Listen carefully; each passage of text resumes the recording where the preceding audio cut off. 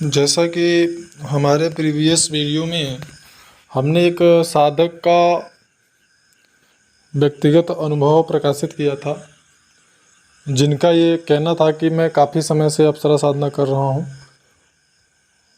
और लगभग 10 से 12 वर्षों से, और फिर भी मुझे सफलता प्राप्ति नहीं हुई।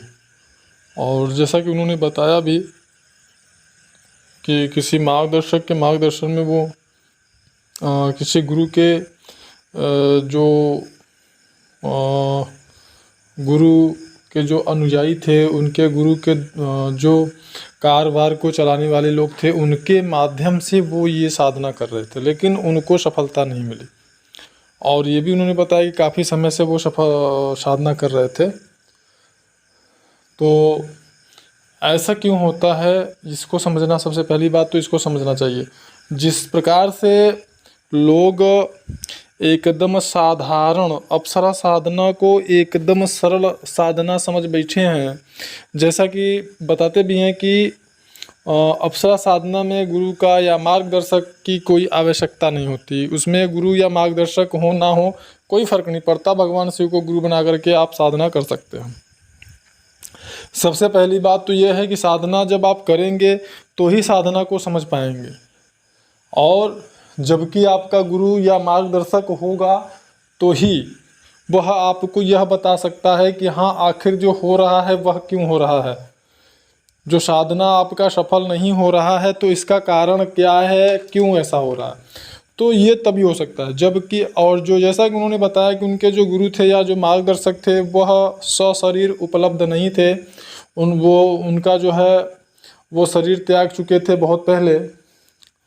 और इस प्रकार से अगर आप साधना करते हैं तो निश्चित रूप से आपको कोई न कोई, अगर मार्गदर्शन आपको करने वाला नहीं है व्यक्ति, तो फिर आप किसी चीज़ को कैसे जानेंगे कि आखिर मेरी साधना सफल क्यों नहीं हो रही है। जैसे कि मैंने बताया भी है कि साधना काल में ही साधकों को अपने कर्मों का भी भोग करना पड़ता है। जब तक कि आप अपने कर्मों का भोग नहीं करेंगे, जब तक कि आपके निश्चित मात्रा में कर्म नष्ट नहीं होंगे, चित्त पर स्थित जो संस्कार हैं वो जब तक नष्ट नहीं होंगे, तब तक संबंधित शक्ति की सानिध्य को प्राप्त करना आपके लिए संभव नहीं है।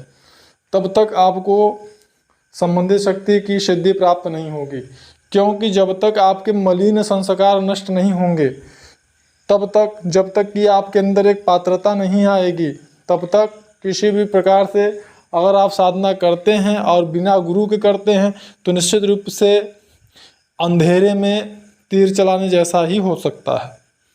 अगर आपका गुरु होगा तो वो कर्मों को नष्ट करने की विशेष विधियां, विशेष तरीके आपको बताएगा, जिस प्रकार के कर्म होंगे। अब यह किस प्रकार के कर्म हैं, इनको कैसे नष्ट किया जाएगा, इसका निर्णय साधक नहीं कर सकता। अथवा अगर उसने गुरु को भगवान शिव को गुरु बना करके वो साधना किया उसने, तो भगवान शिव तो उसको बताने नहीं आएंगे कि हाँ, तुम किस प्रकार से ऐसा करो कि तुम्हारे जो कर्म है वह जल्दी नष्ट हो जाएंगे, तभी जा करके तुमको जल्दी साधना में जल्दी से जल्दी सफलता प्राप्त होगी।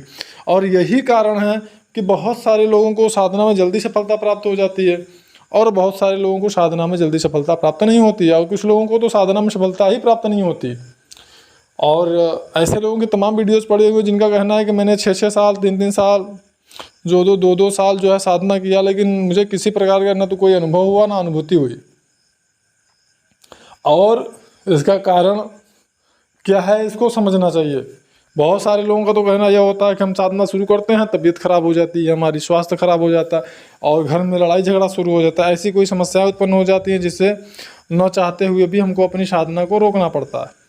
तो इसको समझना होगा, और इसको समझने के लिए अगर आपका गुरु है, आपका मार्गदर्शक है, तो वही आपको समझा सकता है, जिसने स्वयं साधना किया हो और साधना की बारीकियों को जिसने समझा हो, जो उस मार्ग पे चला हो, वही आपको यह बता सकता है कि किस प्रकार से उपलब्ध जो कर्म हैं। मान लीजिए आप साधना शुरू किए, साधना में आपको जो समस्या आ रही है उसका कारण मार्गदर्शक ही उसको चेक कर सकता है, समझ सकता है कि उसको क्या, उसमें क्या दिक्कत है, क्या समस्या है और उसका समाधान क्या होगा। अगर आप भगवान शिव को गुरु बनाकर या बिना गुरु के ही आप साधना कर रहे हैं। यहाँ पे सबसे महत्वपूर्ण जो बिंदु है वह साधना में सफलता प्राप्त न करना, परेशान होना या क्यों नहीं हो रहा है, ये सब चीज़ें नहीं है। यहाँ पे महत्वपूर्ण बिंदु है कि आपके अंदर वह पात्रता कब विकसित होगी, कैसे विकसित होगी। जब आपके अंदर पात्रता विकसित होगी तभी आपको सफलता प्राप्त होगा। ऐसे बहुत सारे लोग हैं जिनको पहले ही अनुष्ठान में काफ़ी अच्छी सफलता प्राप्त हो जाती है, मतलब 21 दिन की अनुष्ठान में काफ़ी अच्छे अनुभव भी होते हैं और उनको सफलता प्राप्त भी होती है। कुछ लोग होते हैं दूसरे या तीसरे अनुष्ठान में उनको सफलता प्राप्त हो जाती है, और कुछ लोग होते हैं 5-7 अनुष्ठान करते हैं तब सफलता प्राप्त होती है। ऐसे ही होता है। तो अब इसका यह मतलब नहीं होता है कि एक ही गुरु किसी के लिए विशेष जो है कि प्रयासरत है और किसी के लिए वह प्रयास नहीं कर रहा है, इसके कारण ऐसा बिल्कुल नहीं है। इसका कारण यह है कि जिनके कर्म जैसे होते हैं उनको उस प्रकार से सफलता प्राप्त होती है। और कर्मों को कैसे नष्ट करना है यह आपका मार्गदर्शक अथवा आपका गुरु ही इसका निर्णय कर सकता है। इसका निर्णय आप स्वयं कभी नहीं कर सकते हैं। तो इसलिए अगर जिस प्रकार से साधना को एकदम नॉर्मली लिया जाता है, जिस प्रकार से आजकल जो काबिल गुरु या मार्गदर्शक हैं कि वो एक रात में ही अप्सरा की सिद्धि प्राप्त करा दे रहे हैं, या 7 दिन 3 दिन 11 दिन में ही साधना 108 अप्सराओं की 116 अप्सराओं की जो है साधनाओं को सिद्ध करवा दे रहे हैं। तो ये सारी चीज़ें अगर आप समझ के चलते हैं तो साधना में सफलता प्राप्त करना असंभव है और बिल्कुल असंभव है।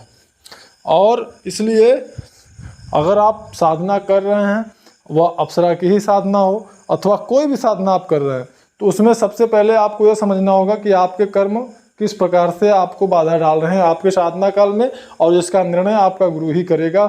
और उस कर्म को किस प्रकार से आप होकर जल्द से जल्द नष्ट करेंगे, और यह भी आपका मार्गदर्शन आपका गुरु ही करेगा। तो इसके लिए सबसे पहले आपको यह समझना होगा कि हाँ, हम किस गुरु को तलाशें, कैसे गुरु को तलाशें जो कि हमको ये बता सके कि हाँ, साधना काल में हमें किस प्रकार से, किस संयम से, किस प्रकार से कौन से कर्म को कैसे नष्ट करना है।